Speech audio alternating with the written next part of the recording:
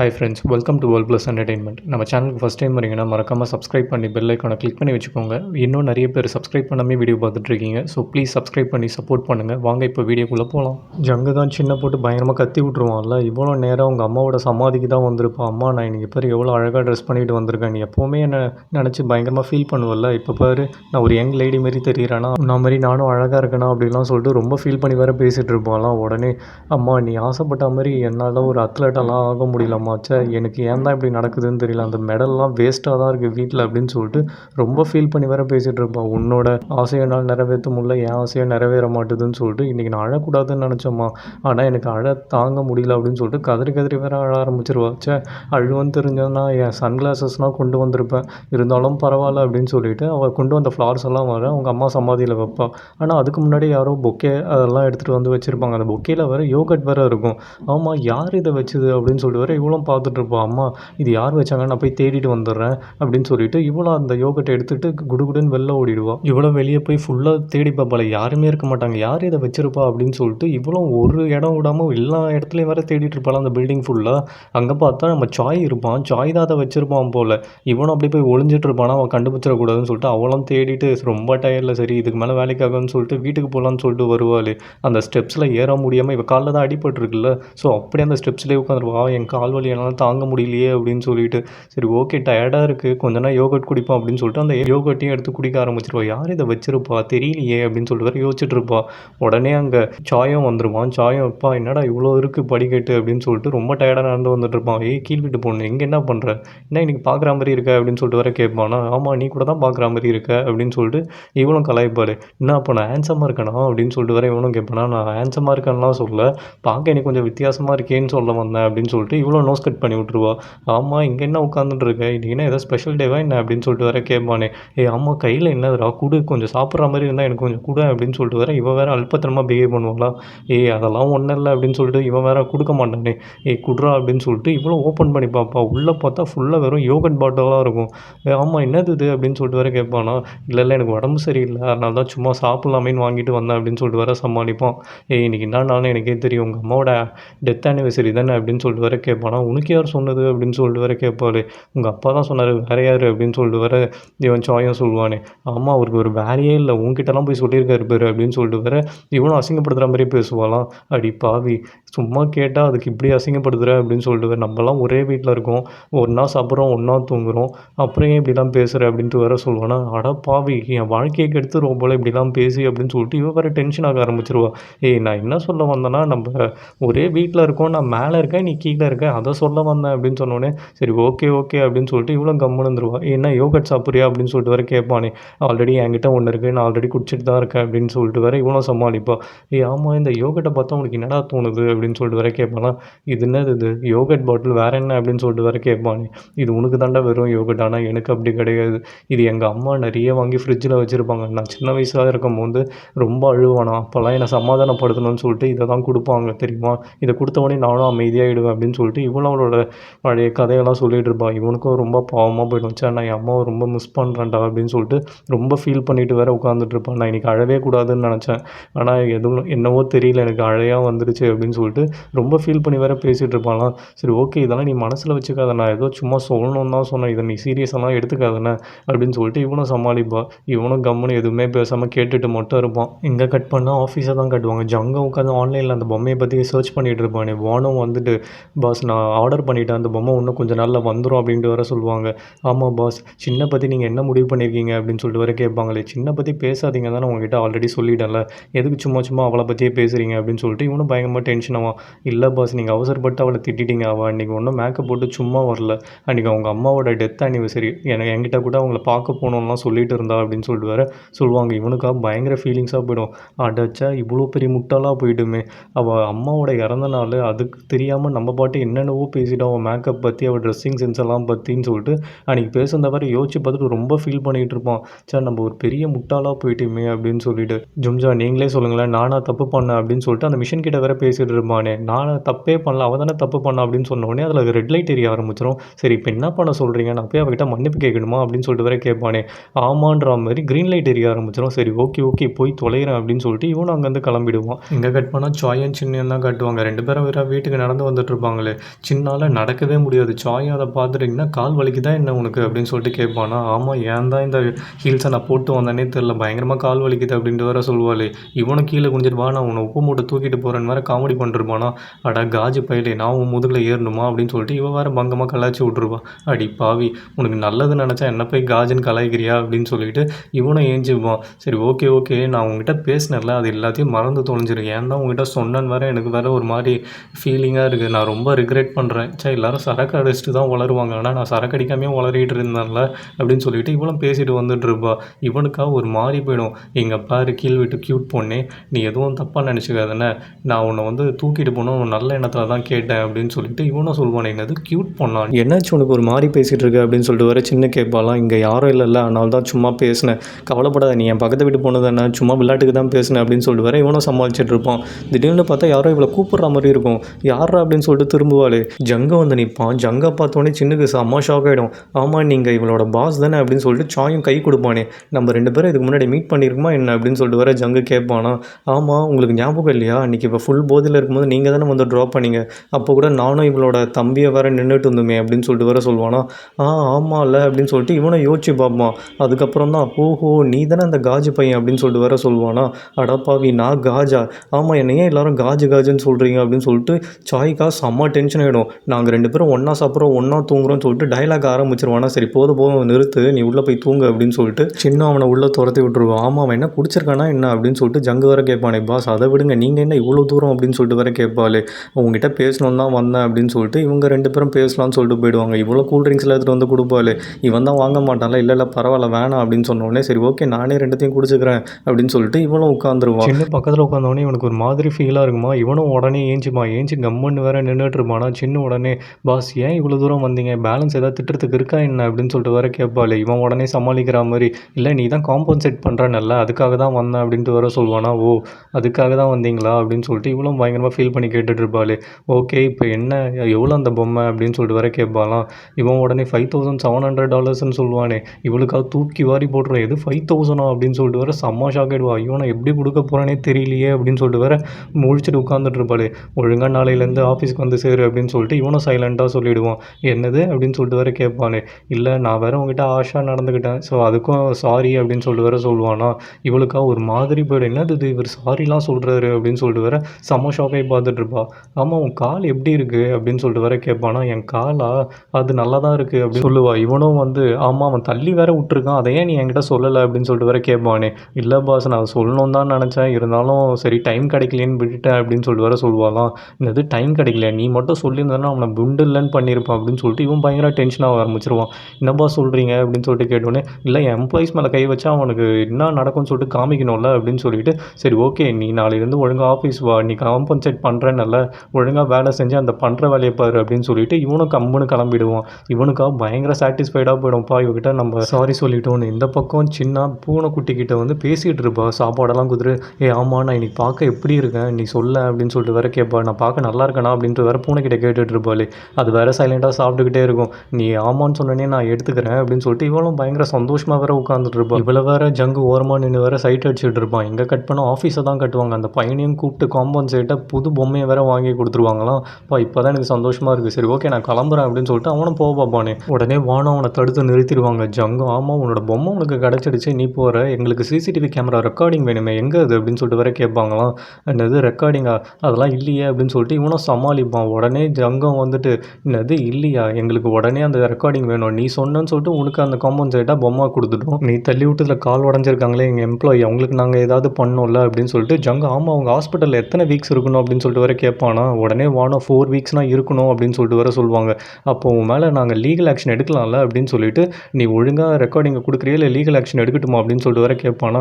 ஐயோ நீங்கள் வேறு லீகல் ஆக்ஷன்லாம் ஒன்றும் எடுத்துடாதீங்க அப்படின்னு சொல்லிட்டு காலில் விழுந்து வேற கதற ஆரம்பிச்சிருவான். நான் ஏதோ தெரியாமல் பண்ணிட்டேன் என்னை மன்னிச்சிருங்க அப்படின்னு சொல்லிட்டு 2 பேருக்கும் வேறு சிரிப்பு வர ஆரம்பிச்சிருமா. நீ மன்னிப்பு கேட்கணுன்னா அது என்கிட்ட கேட்கக்கூடாது யார்கிட்ட கேட்கணும் போய் சின்னக்கிட்ட கேட்கணும். அவங்க உன்னை மன்னிச்சாங்கன்னா நான் உங்கள் மேலே லீகல் ஆக்ஷன்லாம் எடுக்க மாட்டேன் போய் அவங்ககிட்ட மன்னிப்பு கேள் ஓடு அப்படின்னு சொல்லிட்டு துரத்தி விட்ருவான். அவனும் நேராக ஓடி வந்து சின்னக்கிட்ட என்னை மன்னிச்சிருங்க, அன்றைக்கி ஏதோ நான் தெரியாமல் கோவத்தில் கத்திட்டேன் அப்படின்னு சொல்லிட்டு இவனும் பயங்கரமாக மன்னிப்பு கேட்டுட்டு இருப்பானா. அன்றைக்கி நான் தானே தப்பு பண்ணேன், நீங்கள் எதுக்கு மன்னிப்பு கேட்குறீங்கன்னு சொல்லிட்டு சின்ன இன்னசென்ட்டாக வேற கேட்டுட்டு இருப்பாளே. இல்லை நீங்கள் எதுவும் தப்பு பண்ணல, நான் தான் கை தவறி அந்த பொம்மையை கீழே போட்டு உடச்சிட்டேன், தெரியாமல் உங்கள் மேலே வேற பழிய போட்டுட்டேன், என்னை மன்னிச்சிருங்க அப்படின்னு சொல்லிட்டு காலில் விழுந்து வேற கதற ஆரம்பிச்சிருவான். இவன் கதறத பார்த்தோன்னே இவளுக்கா ஒரு மாதிரி எம்பரசிங்காக போயிடும். ஐயோ ஏஞ்சிருங்க, யாராவது பார்த்தா எதாவது நினச்சிக்க போகிறாங்க அப்படின்னு சொல்லிட்டு இவ்வளோ பயங்கரமாக கத்த ஆரம்பிச்சிருவாளா. மேலேருந்து வேற இதை ஜங்கு பார்த்துட்டு நின்றுட்டு இருப்பான். மரியாதையை மன்னிப்பு கேட்குறியா இல்லையா நீ அப்படின்னு சொல்லிட்டு. இங்கே கட் பண்ணால் ஹேங்கை தான் கட்டுவாங்க. அவனா ஜங்கை கிழிச்சிட்டு இருப்பான். அவனுக்கு என்னடா பைத்தியம் ஏதாவது பிடிச்சிருக்கா இல்லை மல்டிபிள் பர்சனாலிட்டி டிசார்டரா அவனுக்கு. ஒரு வாட்டி சாரி கேட்குறான், ஒரு வாட்டி திட்டுறான் அப்படின்னு சொல்லிட்டு அவனை ரொம்ப கேவலமாக வேற பேசிகிட்டு இருப்பான். இங்கே சின்ன ஒரு பெரிய கிளாக்கை வேற ஏறி நின்று தொடச்சிட்டு இருப்பான். கீழே லீவான் பதட்டத்தில் நின்றுட்டு இருப்பான். நீ ஏங்கா மேலே போன, நான் போய் தொடைப்பல, நீ கீழே வா, சேஃபாக நில்லு அப்படின்னு சொல்லிட்டு வேறு பயங்கர கேரிங்காக பேசிகிட்டு இருப்பானே. டேய் நான் வேலை செய்ய விட்றா உன்னை, நான் என்ன சொன்னேன், போய் அந்த அழுக்கு தண்ணியெல்லாம் ஊற்றிட்டு ஃப்ரெஷ்ஷாக புது தண்ணி தானே எடுத்துகிட்டு வர சொன்னேன், தயவு செய்து போ அப்படின்னு வேறு சொல்லுவானா. சரி ஓகே நீ கேர்ஃபுல்லாக நில்லு அப்படின்வானா. டேய் போய் தொலைடா, என் உயிரை வாங்காத அப்படின்னு சொல்லிட்டு அவனை துரத்தி விட்ருவானா. உடனே இவனும் சரி ஓகே எடுத்துகிட்டு வரலான்னு போவான். எதிர வேற ஜங்கு வந்துடுவானா. பாஸ் நாங்கள் ஆல்மோஸ்ட் முடிச்சிட்டோம் அப்படின்ட்டு வேற சொல்லுவானே இல்லி. சரி ஓகே போய் உன் வேலையை பாரு அப்படின்னு சொல்லிட்டு இவனும் சின்ன பார்க்கலான்னு சொல்லிட்டு வருவான். கூப்பிட்றதுக்கு கூச்சத்தனம் போட்டு உடனே அப்படியே இரும்பி காட்டுவானா. பாஸ் வாங்க பாஸ், ஆல்மோஸ்ட் எல்லாமே முடிஞ்சிடுச்சு அப்படின்ட்டு வேற சின்ன சொல்வா. உடனே வானும் வந்துட்டு என்ன உன் கால் சரியாயிடுச்சா, என்ன பயங்கரமாக ஹார்ட் ஒர்க் பண்ணிருக்க அப்படின்ட்டு வேற கேட்பாங்களே. இவ்வளோ வந்து என் காலுக்கு என்ன நல்லா தான் இருக்குது, பயங்கர ஸ்ட்ராங் தெரியுமா அப்படின்னு சொல்லிட்டு அப்படியே தட்டுவாளே. உடனே கால் ஸ்லிப் ஆகி அப்படியே கீழே விழ ஆரம்பிச்சிருவா. அதை பார்த்தோன்னே எல்லாருக்கும் செம்ம ஷாக் ஆகிடும். ஜங்கும் இமீடியட்டாக போய் அவளை பிடிச்சிருவாளா. பிடிச்சிட்டு என்னது இது, நான் இவளை பிடிச்சிட்டேன் ஆனாலும் எனக்கு எதுவுமே ஆகலை, இவள் அழுக்காக இருக்கா ஆனால் எனக்கு ஏன் எதுவுமே ஆக மாட்டேதுன்னு சொல்லிட்டு அப்போ தான் வந்து டாக்டர்கிட்ட கன்சல்ட் பண்ணதே இவளுக்கு ஞாபகம் வரும். அந்த டாக்டர் வேறு யாருமே இல்லை, நம்ம எல்லாருமே கெஸ் பண்ண மாதிரி சாய் தான் அது. அவன் என்ன சொல்லியிருப்பான்னா, உனக்கு ஆல்ரெடி ஒரு டிசார்டர் இருக்குது, நீ அதுலேருந்து வெளில வரணும்னா வேறு வழியே இல்லை, நீ அந்த பொண்ணை திரும்பி பார்த்தா உனக்கு ஒரு ஃபீல் வருதுல்ல, அது வேறு எதுவும் இல்லை லவ், நீ அப்போ லவ் பண்ணு அப்படின்னு சொல்லிட்டு வேறு சொல்லியிருப்பான். எது லவ்வா அப்படின்னு வேறு இவன் ஷாக் ஆகிருப்பான். அதுதான் இவனுக்கு ஞாபகம் வரும். உடனே வானம் வந்துட்டு பாஸ் உங்களுக்கு ஒன்றும் இல்லையே அப்படின்னு சொல்லிட்டு அவங்களுக்கு செம்ம ஷாக் ஆகிடும். என்ன இவர் எதுவுமே ரியாக்ட் பண்ணாமல் நிற்கிறாரு அப்படின்னு சொல்லிட்டு இவனும் உடனே எனக்கு எதுவுமே ஆகலை அப்படின்னு சொல்லிட்டு எல்லாருமே வேறு செம்ம ஷாக்கில் வேறு பார்த்துட்டு இருப்பாங்க. என்னது இது, இவர் அழுக்காக இருக்கிற ஒரு பொண்ணை வேறு கேட்ச் பண்ணிட்டாரு அப்படின்னு சொல்லிட்டு ஹேங்கெலாம் பயங்கர ஷாக்கில் நின்றுட்டு இருப்பான். இவனுக்கும் ஒன்றுமே புரியாது. என்னது இது, இவன் மேலே இவ்வளோ அழுக்காக இருக்குது, ஸ்வெட்டிங்காக இருக்குது எனக்கு, ஆனால் எதுவுமே ஆக மாட்டுது, நான் கம்ஃபர்டபுளாக ஃபீல் பண்ணுறேன் அப்படின்னு சொல்லிட்டு இவன் அந்த ஷாக்லேருந்து வெளியவே வந்திருக்க மாட்டான். அதுக்கப்புறம் தான் எல்லாமே கூப்பிட்ட உடனே இவளே இறக்கி விட்டுட்டு உனக்கு ஒன்றும் இல்லையா அப்படின்னு சொல்லிட்டு வேற கேட்பானா. இவனுக்கு செம்ம ஷாக்காக போயிடும். எனக்கு ஒன்றும் இல்லை பாஸ் அப்படின்னு சொல்லிட்டு இப்படி நிமிருவாளே. மேலே அந்த அழுக்கு துணி வேறு இருக்குமா அந்த கிளாக்கில், அது வேற காற்றுல அப்படியே பறந்து வந்து இவன் மூஞ்சில் வேற விழுந்துடும். மூஞ்சில் விழுந்தவொடனே இவனுக்கு செம்ம ஷாக் ஆகிடும். ஆமாம் இது என்ன துணி இது அப்படின்னு சொல்லிட்டு ரொம்ப கேஷுவலாக வேற பார்ப்பானே. அதுக்கப்புறம் தான் இது ஒரு அழுக்கு துணினே அவனுக்கு ரியலைஸ் ஆகும். ரியலைஸ் ஆன உடனே அப்படியே டக்குன்னு மைக் அடிச்சு விழுந்துருவான். இவன் விழுறத பார்த்த உடனே வானுக்கும் சின்னுக்கும் செம்ம ஷாக்காக போயிடும். இங்கே கட் பண்ண ஹேங்கை தான் காட்டுவாங்க. ஹேங்க ஆஸ் யூஸ்வல் ஜங்கை போட்டு செம்ம கலாய்ச்சிட்டு இருப்போம். இவருக்கெல்லாம் க்ளீனிங் ஃபேரின்னு சொல்லிட்டு ஒரு கேரக்டரை கிரியேட் பண்ணி சூப்பர் ஹீரோ படத்தில் நடிக்க விட்டுடணும் அப்படின்னு சொல்லிட்டு வேறு பங்கமாக கலாய்ச்சிட்டு இருப்பானா. உடனே சின்ன வந்துடுச்சா இவருக்கு இப்படி ஒரு டிஸார்டர் இருக்கும்னு நான் எதிர்பார்க்கவே இல்லை அப்படின்னு சொல்லிட்டு வேறு ரொம்ப ஃபீல் பண்ணிட்டு இருப்பாளே. உனக்கு தெரியவே தெரியாது, இது ஊருக்கே தெரியும். உனக்கு இவரோட ஸ்கூல் கதை தெரியுமா, அவர் ஸ்கூல் படிக்கும்போது நல்லா தான் படிச்சுட்டு இருப்பாராம். அதனால் அவரோட பிரின்சிபல் வந்து ப்ரேயரில் இவருக்கு கிஃப்ட் கொடுக்கணும்னு சொல்லிட்டு கூப்பிட்டு கிஃப்ட்டும் கொடுத்துருக்காரு. அதுக்கு இவர் என்ன தெரியுமா பண்ணார், ஒரே ஒரு கார்டில் இந்த கிஃப்ட்டை நீங்கள் வந்து என் வீட்டு அட்ரஸ்க்கு அனுப்பிச்சிருங்க, இது ரொம்ப அழுக்காக இருக்குது, நீங்களே பே பண்ணி அனுப்பிச்சிருங்க அப்படின்னு சொல்லிட்டு அதில் ஒரு கார்டை ஒட்டி பிரின்சிபலுக்கே பல்பு கொடுத்தாரு தெரியுமா அப்படின்னு சொல்லிட்டு பங்கமாக வேற கலாய்ச்சிட்டு இருப்பான். நீ ரொம்ப ஓவர் எக்ஸாகரேட் பண்ணாத அப்படின்னு சொல்லிட்டு சின்ன வேற நம்ப மாட்டாலாம். நீ நம்பலல்ல, எல்லா குழந்தையும் பிறந்தா எப்படி அழுவோம், நார்மலாக அழுவோம்ல, ஆனால் இவர் எப்படி தெரியுமா அழுதாரு, சிஸ்டர் க்ளீனாக இருக்கான்னு சொல்லிட்டு தான் அழுதுட்டு இருந்தார் அப்படின்னு சொல்லிட்டு வேற கலாய்ச்சிட்டு இருப்பானே. உடனே லீயும் டாங்கும் வேற வந்துருவாங்களாம். டாங் உடனே ஏன்டா அவரை பற்றி எப்போ பார்த்தாலும் தப்பாகவே பேசிகிட்டு இருக்க அப்படின்ட்டு வேற சொல்லுவானே. நீ என்ன அவரோட ஸ்பையா அப்படின்னு சொல்லிட்டு பயங்கரமாக வேற கத்த ஆரம்பிச்சிருவான். வேற இதெல்லாம் கவலைப்படாமல் அமைதியாக சாப்பிட்டுக்கிட்டே இருப்பானா. ஏன்டா வாங்கிட்டு வந்துட்டு நீ மட்டும் சாப்பிடக்கூடாது, கொஞ்சம் மற்றவங்களுக்கும் கொடுத்து ஷேர் பண்ணு அப்படின்னு சொல்லிட்டு வர ஹேங்கு கத்துவானே. சாரி பிரதர் எல்லாமே காலி ஆகிடுச்சு அப்படின்னு சொல்லிட்டு இவனே நல்லா வாயில் போட்டு மெல்ல ஆரம்பிச்சிருவான். சாப்பிட்டு தொலைடா தீனி பண்டாரோம் அப்படின்னு சொல்லிட்டு. சரி ஓகே உங்களுக்கு மற்ற கதை ஏதாவது தெரியுமா, அவர் அமெரிக்கா போனார்ல அப்போ கூட அந்த டிஸார்டரை ட்ரீட் பண்ணணும்னு சொல்லிட்டு தான் போனார், உங்களுக்குலாம் தெரியுமா அப்படின்னு சொல்லிட்டு வர சொல்லுவானா. டாங் உடனே இதெல்லாம் உனக்கு யாரா சொன்னது அப்படின்னு சொல்லிட்டு வர கேட்பானே. இது ஊருக்கே தெரியும் எனக்கு தெரியாதா அப்படின்னு சொல்லிட்டு வர சொல்லுவானா.